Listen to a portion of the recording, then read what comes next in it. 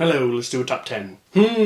Welcome back, ladies and gentlemen. Yeah, it's another top 10, okay? It's been a minute since we did this. I guess technically I did 10 difficult books that I want to read, but that's not a top 10. That's just a list of stuff I'm intimately afraid of. Today, however, we're going to be discussing my top 10 books of all time.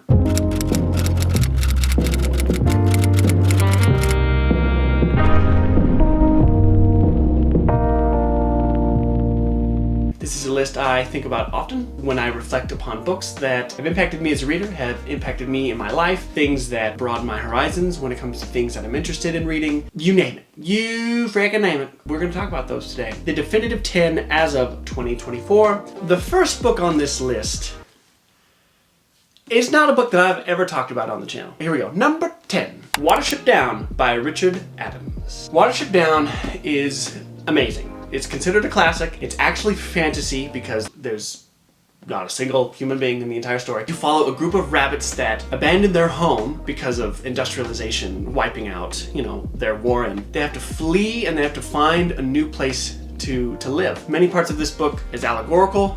There's hints to the Nazi regime in the 1930s and 40s in Nazi Germany. You can only imagine where that goes. But this book I read when I was a senior in high school. When I was a young kid, I actually watched the 1970s cartoon adaptation of this book, which scared the living crap out of me. Not for children. Don't have your children. For those of you who have small children, don't think that that's going to be some cute, cuddly thing. That gave me nightmares for a long time. And so when I was just strolling through the school library one day and I came across a book with the same title as the scariest movie I'd ever seen up to that point, you better believe I was going to read it. Joking, it wasn't the scariest, but it was the scariest when I was in 4th grade. One of those first novels that I actually read for myself, for pleasure, not because school compelled me to. I loved it. I absolutely loved it. It's a book that's near and dear to my heart, and I recommend to anybody. If you want to read classics, if you want to read fantasy, but you're not really wanting anything crazy, but you want a beautiful story, a fun, whimsical story, but at the same time can be very serious, Watership Down. Look no further. Number 9. This is a recent addition to this list. Margaret Mitchell's Gone with the Wind. Wow. Just absolutely wow. This is a historical fiction romance set in the Civil War South, right before the war breaks out. I could go on and on about this book, but I was shocked. I really didn't know what to expect because I've actually never seen the movie. I've never watched the 1939 film adaptation of this book, but I think Margaret Mitchell knocked this out of the park. This is some of the best historical fiction I've ever read. Now I know some people have their grievances with it. I don't care. I don't have any grievances with this. I don't know. It's just one of the most compelling stories I've ever read, and it's my favorite romance of all time. I think the relationship between Scarlett O'Hara, though she can be so obnoxious, the relationship between her and Rhett Butler, just, oh my gosh. I didn't see a lot that happened in this book coming. There's some extreme violence, there's some very tragic and heartbreaking moments. You will laugh, you will cry, you will feel all the feels. Amazing work of fiction, and it happens to be yet another classic. So that's how this list is shaping up to be already. Number 8. Enemy of God by Bernard Cornwell. Holy freaking shite. This is the second book in a trilogy known as the Warlord Chronicles. It's Bernard Cornwell's take on the Arthurian legend. This series subverts all expectations of what you think you know about Arthur.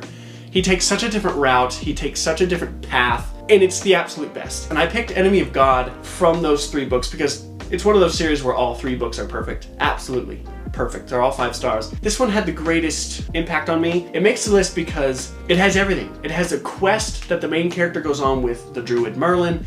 It has some of the most crazy plot twists. It has some of the most intense, riveting politics, and it has the most shocking betrayal ever.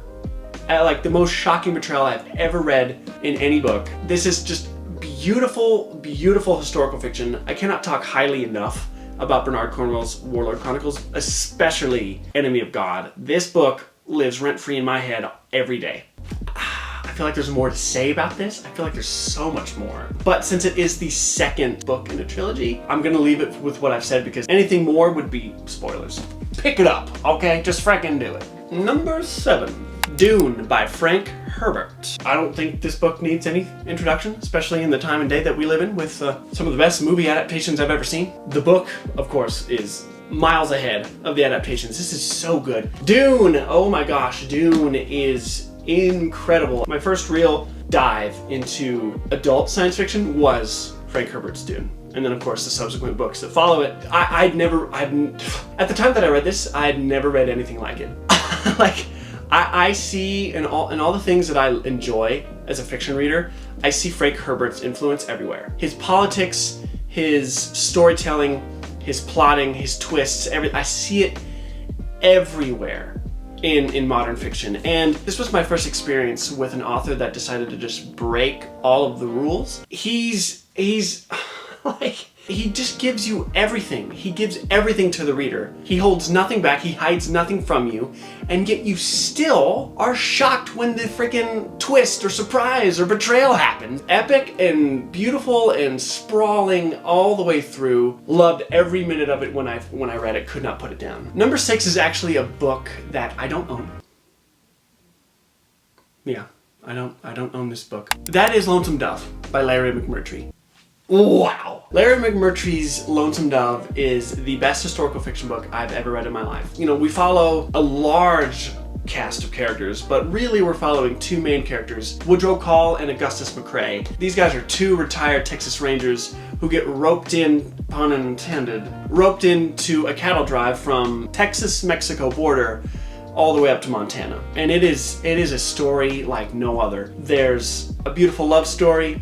There's intense scenes of conflict. There's crazy tension. I mean, just everything going on about that book is absolutely stunning. It's a beautiful, stunning piece of fiction, and I think everybody needs to read that book. It was a 6-star read before I ever finished it. And just wow. There's a reason that sucker won the Pulitzer Prize, okay? Excellent novel. Again, one of those books that still I think about to this day, every single day almost. And it has one of the most beautifully tragic endings I've ever read. Number 5. Number 5. This was really hard to kind of narrow it down to what the top 5 were going to be. But I knew that I had to include a Pierce Brown book from the Red Rising saga. And that, of course, if you've read any of those books, you know that it's utterly impossible to do because they're all perfect. They're all 5 6-star books. I went with Golden Sun. Golden Sun is so worthy of this placement. It's probably my favorite Red Rising book. This is book 2 in the Red Rising saga. This is adult science fiction, and it has everything you could possibly ever want. It's like one of the greatest action-adventure stories I've ever read in my entire life. It left me speechless. It had me crying at the end. Like, you just don't see anything. You don't see anything in a Pierce Brown book coming. You don't see it coming. Golden Sun is one of the absolute pinnacles of this series. I know right now there's 6 books, and this, for me, stands at the top of the heap of them all. There's a lot that I could say about this book, but it would all be spoilers, so I'm not going to say anything about it. All I'm going to say is read Red Rising, and you'll see what I mean, okay? You will see what I'm talking about. Pick it up. Pick it up right now. Number 4 is a book, yet another book that I don't own, which I don't know why. But that is Prince of Tides by Pat Conroy. This was a contender for the greatest book that I read last year. At least my favorite. It came in 2nd place. If that tells you anything. I love that book. I love that book so much. I actually read it because it was mentioned in a blurb on another book that I own. And I thought, well, that's interesting. That sounds like really high praise. I wonder what Prince of Tides is. Oh, wow. Like one of the best going into a book blind experiences I've ever had. Prince of Tides, we follow a family in South Carolina over a span of about 40 years. There is so much to this book, man. If you get triggered by domestic problems, we'll call them, maybe this book isn't for you, because there's a lot of intense scenes in this book that are jarring, very, very jarring. At times it's the happiest book, and then at other times it's the saddest and the darkest. And there's a lot of darkness in this book. Oh my gosh, this book explores humanity in such a visceral way. That book had me crying multiple times. I was so in love with it, so impacted by it. It's really the book that kind of propelled my love for literary fiction. Now I want to embrace literary fiction more because of that book. It opened the door, and the door has not been shut. But if you want an epic family drama that you are never going to forget, Prince of Tides by Pat Conroy. All right, top 3. Can you believe it? We're almost there. Maybe you could guess what the next 3 are, but number 3. A Game of Thrones by George R.R. Martin. Okay, epic. This is the book that got me back into reading adult fiction. At the time that I picked this book up, I was only concerned with nonfiction. I thought fiction for fiction's sake was kind of just for children. I wanted to read serious book. I didn't want to waste my time with fiction, but this book changed everything for me. This book completely shattered my barriers. I think for the most part, most of us are aware of what this is. Epic high fantasy grimdark that's just at the top of its game. Nothing comes close to it in terms of how it's been executed. George R.R. Martin has some of the best prose I've ever read in my life, the best storytelling ability I've ever read in my life, some of the best character work I've ever read in my life, and the absolute best dialogue I've ever read between characters, period. Like this is a rush from start to finish. Oh my gosh, this book has such a near and dear place in my heart because of what it did for me as a reader. It got me to get over myself and enjoy fiction again. For that's why this is so high on my list, and that's why this entire series is one of my favorite series of all time, because every book is absolutely wild. One of the coolest things about this book, and of course this series as a whole, is that it is fantasy fiction, but it feels very much like historical fiction. This feels like I'm reading Bernard Cornwell. This feels like I'm reading Maurice Druon. It's a masterpiece, and he's a genius. The only sad part about it is that we'll probably never get books 6 and 7. I will deal with that for the rest of my life, but at least I have this one. Number 2. I've been going back and forth between the 1 and 2 spots for a long time. These 2 books keep one-upping each other, and then I finally have just settled the argument for myself. Number 2, The Lord of the Rings by J.R.R. Tolkien. I don't think I need to justify why that's the case. This is the journey of journeys. You will never read a better journey than this book. But you also won't read as lush and beautiful and interesting of a world as Middle-earth. Tolkien captured lightning in a bottle. I mean, he took his time to craft this story and these characters and this world. This is a lifetime of imagination that we're reading, and it shows, man. It really, really shows. This is the most epic story ever told in a fictional setting. I love this from start to finish. There's nothing wrong with this story. It's perfect all the way through. Tolkien, as a master and a genius of his craft, created the greatest foundation to a genre ever. If you've not read anything from this man, please, I urge you. If you've read The Hobbit and you've stopped, please just go on. Lord of the Rings will change your life. Lord of the Rings has been part of my life since I was a kid. You know, the movies came out when I think that first movie came out when I was 5, and I read these when I was in 6th grade. So this has been a big, big part of my life, as literally as long as I can remember. His prose is beautiful, and the way he tells the story. I mean, everything about this just set a benchmark that a lot of people failed to meet. Not many authors and not many stories come close to this, except one. Now folks, for those of you who've been longtime viewers of this channel, you're probably wondering, Ian, you don't have a Stephen King book on this list.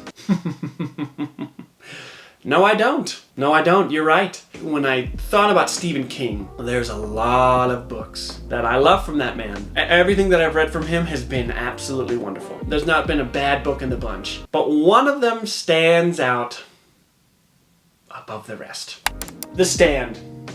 The Stand is the best book I've ever read in my life. And you want to know what the craziest part about me saying that is? Doing a deep dive on YouTube and you look up people talking about Stephen King, The Stand is always going to be referred to as either very close to the greatest book that he's ever written or the absolute greatest book that he's ever written. And I've heard a lot of people say it is the best book they've ever read, but it's not their favorite Stephen King. That is what it is for me. And I know you would probably think, well, why wouldn't you put your favorite Stephen King book as your favorite book of all time then. I cannot explain it to you. There are books in Stephen King's catalog that I've read that I actually would put above this in a Stephen King ranking, but overall books that I've ever read, The Stand, I can't explain it, guys. Don't judge me. Don't judge me, man. You just have to read it. We follow the largest cast of characters that Mr. King has ever written. It's this post-apocalyptic story of a world that gets overrun by a pandemic. A virus takes out the planet. Those who are survivors start having these dreams that start drawing them to certain locations. Eventually,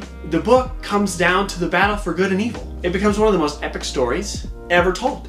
Literally, it's right up there with Lord of the Rings. When I think of like what's the most epic story I've ever read, Lord of the Rings and The Stand tie every time. I cannot pick which one is more epic because they're essentially so different from each other, but they have that same just hugeness to them. I had to put The Stand at number 1 because it's still to this day the book that I'm like, yes, this is the best, and nothing's gonna change that. Boy, nothing gonna change that. Folks, that's it.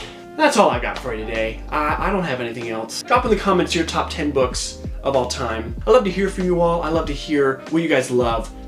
It also helps give me really good recommendations. And I also want to hear your thoughts on any books on these top 10s. If you were surprised with some of the placements, or if you were surprised with some of the books.